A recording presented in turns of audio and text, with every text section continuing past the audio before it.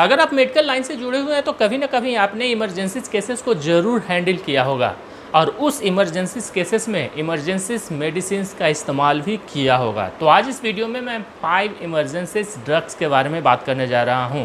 उन सभी emergency medicine को किन इमरजेंसी केसेस में चलाया जाता है और उसके डोजेस क्या हो सकते हैं, चिल्ड्रन में उसके डोजेस क्या हो सकते हैं और एडल्ट केस में उसके डोजेस कितनी दी जा सकती है। ये काफ़ी इंपॉर्टेंट होने जा रहा है क्योंकि 5 ऐसे इमरजेंसी ड्रग्स हैं जो सभी क्लिनिक और हॉस्पिटल में मौजूद होते हैं और वो इमरजेंसी केसेस में ही इस्तेमाल की जाती हैं।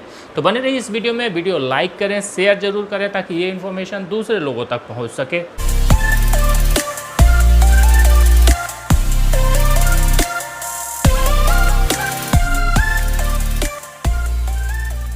जो पहला इमरजेंसी ड्रग है वो है डायज़ेपाम। डायज़ेपाम एक एंटी कन्वल्सेंट ग्रुप की मेडिसिन है और इसका इस्तेमाल कुछ इमरजेंसी केसेस में ही की जाती है और इमरजेंसी केसेस को ख़त्म करने के लिए डायज़ेपाम को एक बेहतर इमरजेंसी ड्रग्स माना जाता है क्योंकि इमरजेंसी केसेस में जो सिम्टम्स उभरते हैं उन सिम्टम्स पर डायज़ेपाम का रोल काफ़ी बेहतर देखा गया और जिस इमरजेंसी केसेस में डायज़ेपाम का इस्तेमाल किया जाता है उसमें से पहला है दौरे आने की समस्या यानी फिट यानी सीजर की समस्या।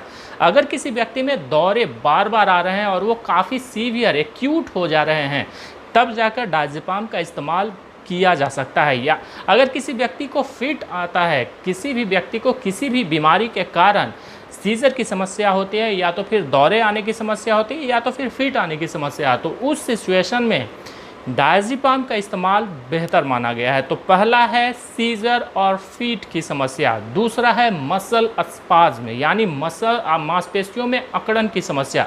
अगर किसी भी व्यक्ति को मांसपेशियों में अकड़न की समस्या काफ़ी ज़्यादा उत्पन्न हो रही है और वो एक्यूट हो गया हो तो उस सिचुएशन में डायज़ेपाम का इस्तेमाल काफ़ी बेहतर माना जाता है क्योंकि अगर किसी भी व्यक्ति को मांसपेशियों में अकड़न हुई है तो उसमें काफ़ी ज़्यादा पेन उत्पन्न होता है, काफ़ी सारे सिम्टम्स दिखने लगते हैं, तो उन सिम्टम्स को भी ख़त्म करने के लिए डायज़ेपाम का इस्तेमाल किया जाता है।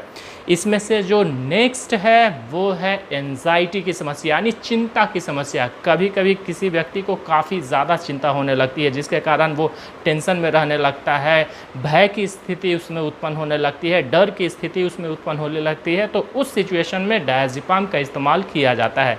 एंजाइटी की समस्या में भी डायज़ेपाम का इस्तेमाल काफ़ी बेहतर माना गया और उसके जो सिम्टम्स हैं उसे दूर करने में भी डायज़ेपाम का रोल काफ़ी बेहतर माना गया है।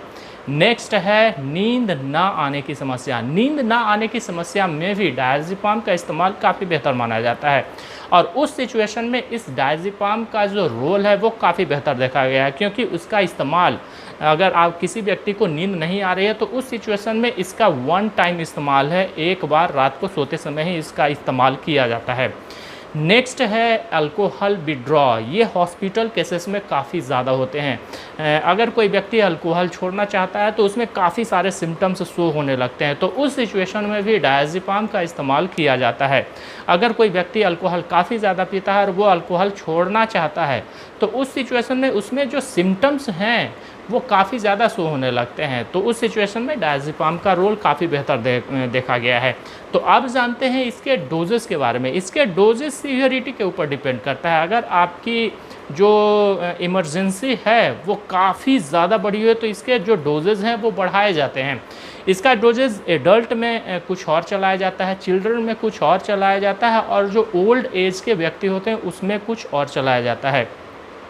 एडल्ट के जो इसके डोजेज़ हैं वो 2 to 10 mg 3 टाइम्स चलाया जा सकता है। ये मैक्सिमम डोज है। 2 mg से लेकर 10 mg तक इस्तेमाल किया जा सकता है। 6 साल से लेकर 17 साल के जो बच्चे होते हैं उनमें 1 mg से लेकर 2.5 mg तक इस्तेमाल किया जा सकता है और जो 64 से एवब होते हैं या तो 62 से जो एवब होते हैं, जो ओल्ड एज के होते हैं, उनमें भी 2 to 2.5 2 से 2.5 तक इसका इस्तेमाल mg तक इसका इस्तेमाल किया जाता है। तो अगर आपको नींद ना आने की समस्या है तो 5 mg से लेकर 15 mg तक सोते समय बेड टाइम में इसका इस्तेमाल किया जाता है। 5 mg से लेकर 15 mg तक इस्तेमाल की जा सकती है। मेनली इसका जो सिचुएशन पे डिपेंड करता है कि इमरजेंसीज कितनी ज़्यादा है, सीवियरिटी एक्यूट जो समस्या है वो कितनी ज़्यादा बढ़ी हुई है। तो ये जो पहला डायज़ेपाम है इसका रोल कुछ इमरजेंसी केसेस में ही होता है। दूसरा जो इमरजेंसी ड्रग्स है वो है एपिनेफ्रिन। इसे एड्रेनालिन भी कहा जाता है। इसका इस्तेमाल मुख्य रूप से सीरियस एलर्जिक रिएक्शन में किया जाता है। वो एलर्जिक रिएक्शन किसी भी कारण से उत्पन्न हो सकती है। किसी वस्तु को खाने से यानी किसी फूड्स को खाने से भी एलर्जी उत्पन्न होती है, और वो एलर्जी अगर काफ़ी सीरियस हो चुकी है, काफ़ी सीवियर हो चुकी है, तो उस सिचुएशन में एड्रेनालिन का इस्तेमाल किया जाता है। अगर कोई व्यक्ति किसी भी फूड को खाता है और उस फूड के कारण उसे काफ़ी सीरियस एलर्जी होती है, कभी कभी कोई व्यक्ति अगर कुछ मछलियाँ खाता है तो उसके कांटे चुभने के कारण भी उसे काफ़ी ज़्यादा एलर्जी होती है। किसी भी फूड से अगर किसी भी व्यक्ति को काफ़ी सीरियस एलर्जी हुई है तो उस सिचुएशन में एड्रेनालिन का इस्तेमाल किया जाता है। अगर किसी ड्रग से उसे एलर्जी हुई है और वो एलर्जी काफ़ी सीवियर हो चुकी है, अगर कोई इंसेक्ट्स काटा है और उसके कारण उसे एलर्जी हुई है, तो उस सिचुएशन में भी एड्रेनालिन का इस्तेमाल किया जाता है। मतलब किसी भी वस्तु से या तो फिर किसी भी इंसेक्ट्स के काटने से अगर उसे सीवियर एलर्जी होती है तो उस सिचुएशन में एड्रेनालिन का इस्तेमाल किया जाता है। तो आप जान लेते हैं एड्रेनालिन यानी एपिनेफ्रिन के डोजेस के बारे में। इसके जो डोजेस हैं वो 0.05 to 2 mcg यानी माइक्रोग्राम पर केजी पर डोज का है। यानी एक डोज में आप इससे ज़्यादा इस्तेमाल नहीं कर सकते हैं। अगर आप पहला डोज किसी भी व्यक्ति में इस्तेमाल होता है, एड्रेनालिन का पहला डोज इस्तेमाल होता है, उस डोज के देने के बाद भी उसके सिम्टम्स दिखते हैं तो उसमें दूसरा डोज भी इस्तेमाल किया जा सकता है। 5 मिनट के इंटरवल के अंतराल में भी इसके डोजेज इस्तेमाल किए जा सकते हैं, लेकिन उसका ब्लड प्रेशर मॉनिटर करना काफ़ी इम्पॉर्टेंट होगा। अगर आप 5 मिनट के इंटरवल पर इस मेडिसिन का इस्तेमाल करते हैं तो उस व्यक्ति का ब्लड प्रेशर मॉनिटर करना काफ़ी इम्पॉर्टेंट हो जाता है। तो इसके जो डोजेज हैं वो 0.05 to 2 mcg पर केजी पर डोज का है। नेक्स्ट है एट्रोपिन। एट्रोपिन भी एक इमरजेंसी ड्रग्स के रूप में इस्तेमाल की जाती है, और इसका इस्तेमाल जिस इमरजेंसी केसेस में इस्तेमाल किया जाता है उसमें से जो पहला है वो है ऑर्गेनोफॉस्फेट टॉक्सिसिटी। यानी ऑर्गेनोफॉस्फेट टॉक्सिसिटी काफ़ी सारे पॉइजन में इस्तेमाल की जाती है और मेडिसिन में भी इस्तेमाल की जाती है। अगर इसका पूरा वीडियो आप देखना चाहते हैं तो मैंने इसके रिगार्डिंग एक फुल वीडियो बना रखा है। आपको उसका लिंक आई बटन या तो फिर वीडियो के एंड स्क्रीन पर मिल जाएगा। आप वहां पर जाकर पूरा इसका वीडियो देख सकते हैं। इसके डोजेस क्या हो सकते हैं, साइड इफ़ेक्ट, उसके कुछ इंट्रैक्शन और प्रिकॉशन के बारे में। तो एट्रोपिन का इस्तेमाल जिस इमरजेंसी केसेस में किया जाता है उसका नाम है ऑर्गेनोफॉस्फेट टॉक्सिसिटी। ऑर्गेनोफॉस्फेट टॉक्सिसिटी कुछ मेडिसिन में मिलाई जाती हैं, पॉइजन्स में इस्तेमाल किया जाता है और नर्व एजेंट में इस्तेमाल किया जाता है। तो अगर कोई भी व्यक्ति अगर पॉइजन का इस्तेमाल कर ले या तो फिर मेडिसिन से उसे एलर्जी हो या तो फिर साइड इफ़ेक्ट हो तो उस सिचुएशन में एट्रोपिन का इस्तेमाल किया जाता है। लेकिन वो जो साइड इफ़ेक्ट हो वो काफ़ी सीवियर होनी चाहिए, एक्यूट होनी चाहिए, तभी जाकर आप एट्रोपिन का इस्तेमाल कर सकते हैं। अगर मेडिकल केसेस की बात की जाए, मेडिकल इमरजेंसीज की बात की जाए तो कभी कभी कोई जो किसी व्यक्ति को सलाइन किया जाता है तो वो सलाइन अगर उसे तेज़ चढ़ा दिया जाता है तो उस सिचुएशन में उसे ठंड लगने लगती है, तो वहाँ पे भी उसका इस्तेमाल किया जाता है। कभी कभी कोई इंजेक्शंस दी जाती है या तो फिर कोई एंटीबायोटिक का इस्तेमाल किया जाता है, उस इंजेक्शंस को काफ़ी तेज़ पुश किया जाता है तो उस सिचुएशन में किसी व्यक्ति को काफ़ी ज़्यादा पसीने निकलने लगते हैं, तो उस सिचुएशन में भी एट्रोपिन का इस्तेमाल काफ़ी बेहतर माना जाता है। लेकिन इन सभी जो इमरजेंसी ड्रग्स हैं वो फाइनल ट्रीटमेंट नहीं है। अगर आप किसी भी इमरजेंसी ड्रग्स का इस्तेमाल करते हैं तो उसके बाद उसके फुल ट्रीटमेंट के लिए आपको ले जाना पड़ेगा, उसके अलग अलग मेडिसिन चलानी पड़ेंगी। तो आप जानते हैं एट्रोपिन के डोजेस के बारे में। इसका जो डोजेज है वो बच्चों में अलग चलाया जाता है और एडल्ट में इसके डोजेज अलग चलाए जाते हैं। बच्चों में जो सिंगल डोज है वो 0.5 mg का है। आप सिंगल डोज बच्चों में इस्तेमाल किया जा सकता है 0.5 mg का। और अगर एडल्ट की बात की जाए तो एडल्ट में जो सिंगल डोज है वो 0.5 mg to 1 mg तक दी जा सकती है, लेकिन 3 mg से ज़्यादा एडल्ट में एट्रोपिन का इस्तेमाल नहीं किया जा सकता है एक डोज में। यानी सिंगल डोज में 3 mg से ज़्यादा एडल्ट में इस्तेमाल नहीं की जा सकती है। इसका इस्तेमाल 15 मिनटों के बाद भी किया जा सकता है। अगर फर्स्ट डोज देने के बाद मरीज़ की जो कंडीशन है, पेशेंट की जो कंडीशन है वो सुधार नहीं होता है, उसका जो सिम्टम्स दिख रहा है उसमें सुधार नहीं हो पाता है, तो 15 मिनटों के बाद भी इसके नेक्स्ट डोज लगाए जा सकते हैं। तो इसके डोजेस काफ़ी इंपॉर्टेंट होगा, क्योंकि अगर एडल्ट में 3 mg से ज़्यादा डोजेस दे दिए जाते हैं तो इसके काफ़ी गंभीर साइड इफ़ेक्ट भी दिखे हैं। जो नेक्स्ट इमरजेंसी ड्रग है वो है फुरोसेमाइड। फुरोसेमाइड को भी एक इमरजेंसी ड्रग कहा जाता है और जिस इमरजेंसी केस में इसका इस्तेमाल किया जाता है वो मुख्य रूप से एडीमा है।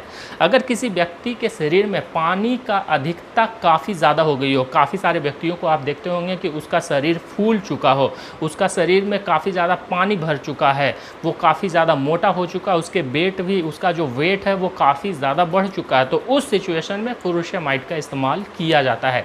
यानी एडीमा के केसेस में फुरोसेमाइड का इस्तेमाल किया जाता है। एडीमा मुख्य रूप से लीवर डिजीज़, किडनी डिजीज़ या तो फिर हार्ट फेल्यूर के कारण उत्पन्न होती है। अगर किसी व्यक्ति के शरीर में पानी की अधिकता हो गई है तो फुरोसेमाइड का इस्तेमाल किया जाता है। फुरोसेमाइड को एक वाटर पिल्स भी कहा जाता है। अगर आपका बॉडी साल्ट काफ़ी ज़्यादा एब्जॉर्ब कर रहा है तो उस सिचुएशन में भी आपके बॉडी में स्वेलिंग हो सकती है, आपका जो पूरा शरीर है वो उसमें सूजन उत्पन्न हो सकती है, तो उस सिचुएशन में भी फुरोसेमाइड का इस्तेमाल किया जाता है। और जब आप फुरोसेमाइड का इस्तेमाल उस सिचुएशन में करते हैं जब आपका शरीर में साल्ट की एब्जॉर्बेशन काफ़ी ज़्यादा होने लगती है, तो फुरोसेमाइड आपके यूरिन के जरिए उस साल्ट को बाहर निकाल देता है और आपका जो बॉडी का स्वेलिंग है, चाहे आपका पेट सूज गया हो, हाथ पैरों में सूजन हो गई हो, वो धीरे धीरे होकर के ख़त्म होने लगती है। तो आप जानते हैं इसके डोजेज़ के बारे में। इसके जो डोजेज़ हैं वो 20 to 40 mg पर डे का है, यानी एक दिनों में 20 से 40 mg आप इस्तेमाल कर सकते हैं। इसका जो मैक्सिमम डोज है वो 200 mg पर डे का है, यानी 200 से ज़्यादा mg से ज़्यादा आप इसका इस्तेमाल नहीं कर सकते हैं, लेकिन जो इसका नॉर्मल डोज है वो 20 to 40 mg पर डे का है। अब जो नेक्स्ट इमरजेंसी ड्रग है वो है प्रेडनिसोन। प्रेडनिसोन को भी एक इमरजेंसी ड्रग्स कहा जाता है और जिस इमरजेंसी केसेस में इसका इस्तेमाल किया जाता है वो मुख्य रूप से स्वेलिंग की अवस्था है, यानी इन्फ्लामेशन, अलग अलग तरीके की सूजन को ये ख़त्म कर सकता है। नेक्स्ट है ऑटो इम्यून डिज़ॉर्डर, यानी ऑटो इम्यून डिज़ॉर्डर में भी इसका इस्तेमाल किया जाता है, चाहे वो सोराइसिस की समस्या हो या तो फिर रूमेटॉइड अर्थराइटिस की समस्या हो, आपके घुटने में दर्द हो या तो फिर सोराइसिस की समस्या हो। सोराइसिस पे भी मैंने एक वीडियो बना रखा है, अगर आप सोराइसिस के बारे में पूरी जानकारी चाहते हैं तो उसका लिंक आपको आई बटन या तो फिर वीडियोस के लास्ट स्क्रीन पर आपको इसका लिंक मिल जाएगा। अगर आप सोराइसिस के बारे में पूरी जानकारी चाहते हैं तो उस वीडियो को एक बार ज़रूर देख लें।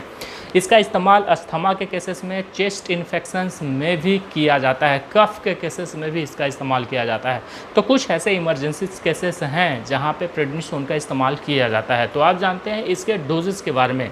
इसका जो डोज है वो मुख्य रूप से 2.5 to 10 mg पर डे का है। अगर आप मैक्सिमम डोजेस की बात करते हैं तो 1 to 1.5 mg पर kg पर डे का है। आप इससे ज़्यादा किसी भी व्यक्ति में डोजेज इस्तेमाल नहीं कर सकते हैं। तो ये थे 5 इमरजेंसी ड्रग जिसका इस्तेमाल केवल इमरजेंसी केसेस में ही की जाती है। तो ये थे कुछ इमरजेंसी ड्रग्स की जानकारी। तो ये पहला पार्ट था। नेक्स्ट पार्ट में भी मैं कुछ इमरजेंसी ड्रग्स के बारे में ही बात करूँगा।